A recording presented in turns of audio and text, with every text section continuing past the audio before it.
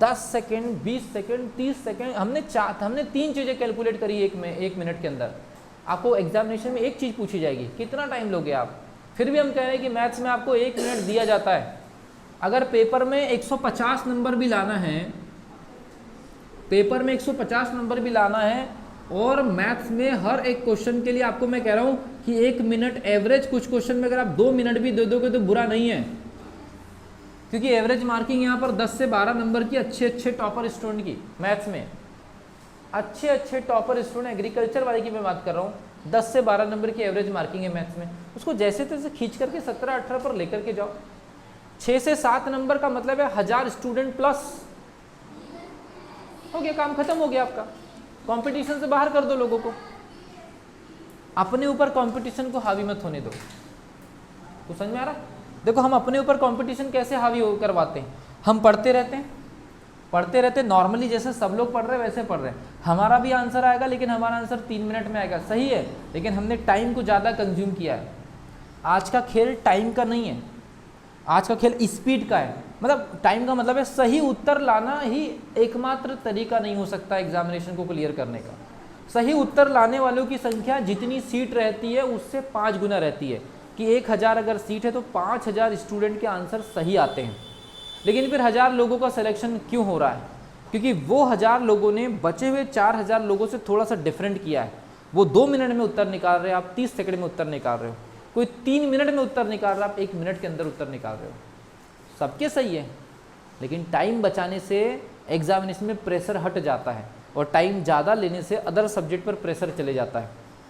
और जो ये PCMB वाले सेक्शन में टाइम दो, 1 मिनट तक भी दोगे तो चलेगा, क्योंकि एग्रीकल्चर वाले सेक्शन में डेटा बेस्ड क्वेश्चन है, एनालिटिकल क्वेश्चन नहीं रहते। अगर आपने पढ़ा है, आपको याद है, अगर कोई आंकड़े याद है तो तुरंत क्लिक कर दोगे। 50 क्वेश्चन अगर मान लीजिए आपके 50 क्वेश्चन अगर मान लीजिए एग्रीकल्चर में आपके किसी सब्जेक्ट में आ रहे हैं, तो 50 क्वेश्चन में 10 क्वेश्चन ही ऐसे होंगे जहाँ पर आपको सोचना पड़ेगा। यहाँ PCMB में सोचना ही सोचना है, और कई बार तो क्वेश्चन को बाकायदा वो जो ब्लैंक पेपर मिलता है वहाँ पर आपको राइट डाउन करके सॉल्व करना ही पड़ेगा, चाहे कितना ईजी क्यों ना हो। सही है? तो यहाँ टाइम देना सीखो, और वहाँ चीज़ों को ज़्यादा से ज़्यादा याद करने की कोशिश करो, समझ करके। लेकिन क्योंकि आजकल क्वेश्चन ऐसा नहीं है कि हर क्वेश्चन आपको बस याद करने वाले, रटने वाले क्वेश्चन कम आते हैं किसी भी सब्जेक्ट में।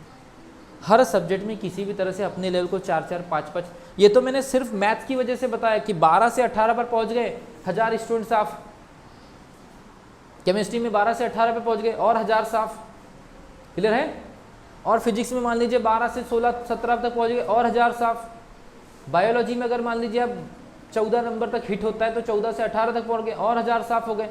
एग्रीकल्चर में और 5-5 नंबर का इंक्रीज कर लो, आप 135, 140 अगर आपने हिट कर लिया, आप रैंक मार दोगे, टॉप 10 में आ जाओगे, टॉप 10 में आ सकते हो आप, रैंक मार दोगे आप सीधे सीधे, क्लियर है कि नहीं? तो देखो 112, एक कैटेगरी की बात करूँ तो 112 पर सिलेक्शन होता है, और 112 से लेकर के 140 के बीच में जो लड़ाई होती है रैंक की होती है। 112 से लेकर के 120 में जो होती है लड़ाई वो सिलेक्शन की होती है। 112 से लेकर के 120 के बीच में सिलेक्शन की लड़ाई है। किसी भी कैटेगरी को हमने उठा लिया तो 112 से लेकर 120 के बीच में सिलेक्शन वाली कैटेगरी है कि भाई सिलेक्शन हो रहा है नहीं हो रहा है, आगे पीछे। और 120 से लेकर 140 के बीच में rank, top 100, top 50, top 25, top 15, top 10, top 5, top 2, top 3। कुछ आ रहा समझ में कि नहीं आ रहा? ये लड़ाई चलती है। इसके बाद कंपटीशन खत्म है। 120, 125 के बाद पीएटी का कंपटीशन खत्म हो जाता है। फिर बस कुछ चुनिंदा और कुछ बेहतरीन स्टूडेंट के बीच में कंपटीशन बच जाता है, जो कि सीट से बहुत कम रहते हैं। और असली कंपटीशन 112 से लेकर के 118 के बीच में मुश्किल से 5 से 6 नंबर का गेम रहता है। बस यही तो चीज़ है, और उसके लिए ये सब चीज़ें ज़रूरी है। आपको ये सब कंपटीशन कहीं और से नहीं आएगा, ये आपको ये क्वेश्चन को सॉल्व करने की मेथड से आएगा। मेथड पर फोकस करो, टाइम कम से कम लगे। अभी आप स्टडी कर रहे हो, समय लगा लो थोड़ा सा कि इसकी ट्रिक्स बना लो। पेपर हॉल में वही ट्रिक आपका समय बचाएगी और उसी से कॉन्फिडेंस आता है।